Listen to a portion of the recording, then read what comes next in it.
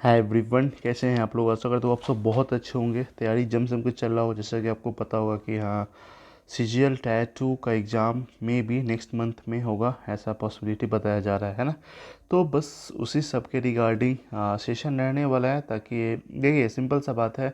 SSC हो गया, defence हो गया, मतलब ये एमटीएस हो गया, सीएचएसएल हो गया, मतलब सबका रीजनिंग का जो पैटर्न रहता है ना, सो सेम रहता है। ऐसा नहीं कि आप स्पेशली कह सकते हैं कि हाँ सीजीएल का अलग होता है और सीएचएसएल का अलग होता है ना।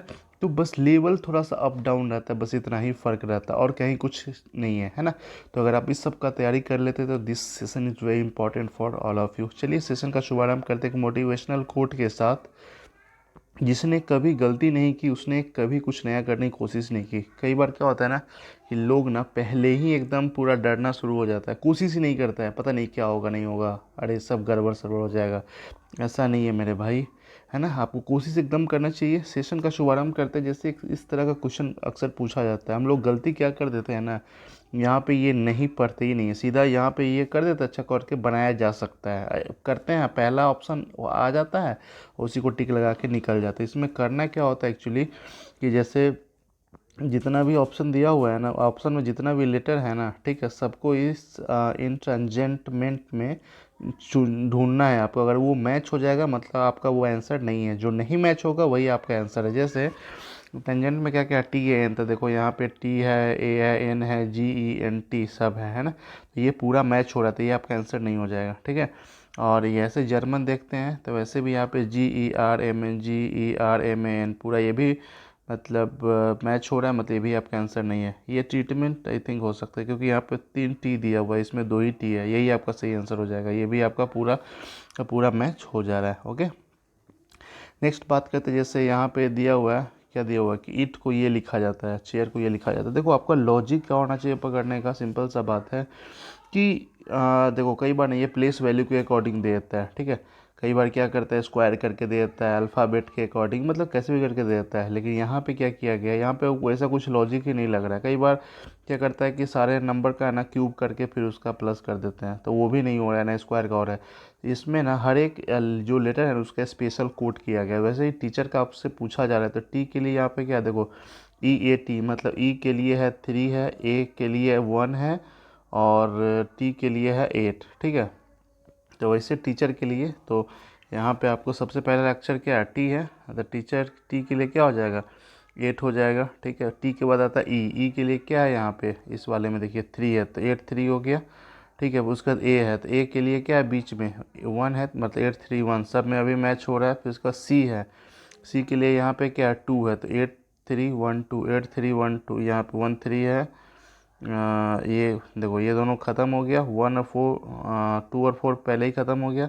लास्ट वाले से मैच कर, देखो ये भी मैच हो रहा है और ये भी मैच हो रहा है, लेकिन लास्ट सेकेंड जो है ना, ठीक है, उसको देखो एक में 4 है एक में 3 है। इसमें क्या है वहाँ पे ई, तो ई के लिए क्या कोड किया गया था 3, तो आपका सही आंसर क्या हो जाएगा, तीसरा नंबर आपका सही आंसर हो जाएगा, ठीक है। यहाँ पे कोडिंग डिकोडिंग का क्वेश्चन है। जैसे यहाँ पे ग्लो के लिए ये किया गया है। इसमें ना आपको जितना भी लेटर है ना, सबका प्लेस वैल्यू आपको एकदम पता होना चाहिए ताकि जल्दी बनता है। कई लोग क्या करते हैं ना, कोडिंग डिकोडिंग का जब भी क्वेश्चन आता है तो लिख लेंगे A1 B2, अरे लिखने में जितना समझ आएगा ना भाई, है ना। ये सब 5 सेकंड का क्वेश्चन है, अगर थोड़ा सा ध्यान दो फटाफट एकदम निकल जाए। जैसे यहाँ पे देखो कितना है, G7 है, F मतलब एक कम हो गया, ठीक है। फिर यहाँ पे L12 है, J10 पे होता है, मतलब 2 कम हो गया, ठीक है, मतलब एक कम हो गया 2 कम हो गया। फिर आगे देखते हैं O होता है 15 पे, N होता है 14 पे, फिर से एक कम हो गया, फिर ये W होता है 23 पे, U होता है 21 पे, मतलब पहले -1 फिर -2, यही प्रोसेस लॉजिक चल रहा है। तो ये आपका PTEL है ना, पहले 1 करना है माइनस, तो P होता है 16 पे होता है, तो 1 माइनस करेंगे तो क्या हो जाएगा, O हो जाएगा, ठीक है। फिर T में से 2 कम करेंगे तो R हो जाएगा। OR वाला कहाँ पे है, OR वाला देखो ये वाला तो ऑप्शन आपका पहले ही ख़त्म हो गया। फिर E में से 1 कम करना है, इसका मतलब है 5 में से 1 कम करने क्या हो जाएगा 4। देखो ऑप्शन सीधा बी वाला सही से सीधा ऐसे ही एग्जैक्ट हो जा रहा है। नेक्स्ट जैसे यहाँ पे बात करते हैं, इसमें क्या कहा गया, जैसे कई बार क्या होता है ना कि इसका स्क्वायर करके क्यूब करके दे देता है, ठीक है ना। तो यहाँ पे ऐसे ही देखने से ही लग रहा है कि 124 है ना, 5 के क्यूब के आसपास का है ना।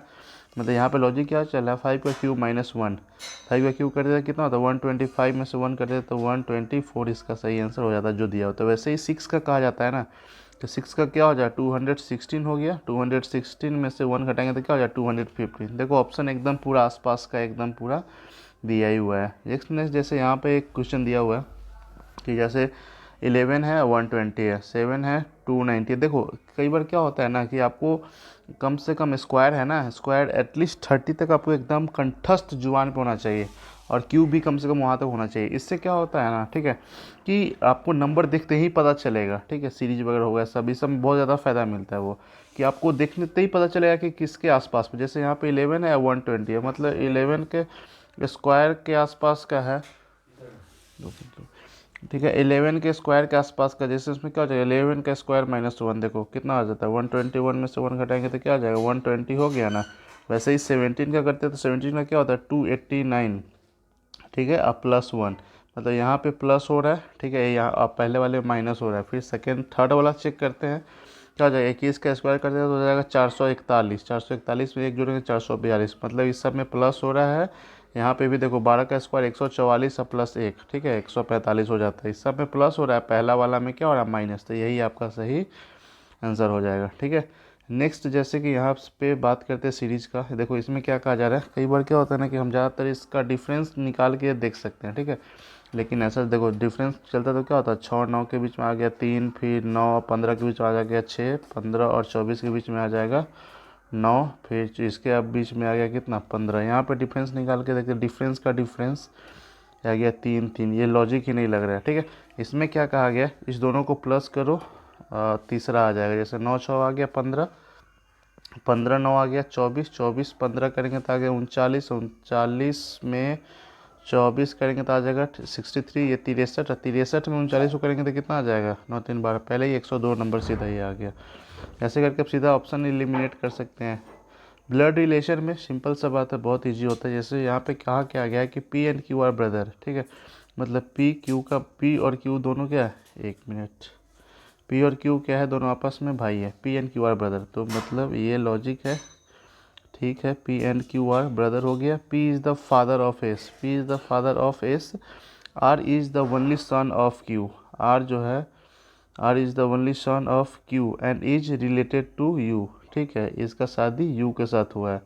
अब आगे क्या कहा जा रहा है, how is U related to S, U जो है इसका कौन हो सकता है, देखो ये तो आपस में अगर इसका ये भाई है ना, भाई की बहन, ये क्या हो जाएगा सिस्टर इन लॉ हो जाएगा। सिंपल सा बात है। यहाँ पे किसके बारे में पूछा गया, यू के बारे में, यू कौन है, तो सिस्टर इन लॉ। तो गाइस ये आज का सेशन कैसा लगा आप लोग कमेंट में लिख के जरूर बताएं। Bye bye, take care, have a nice day.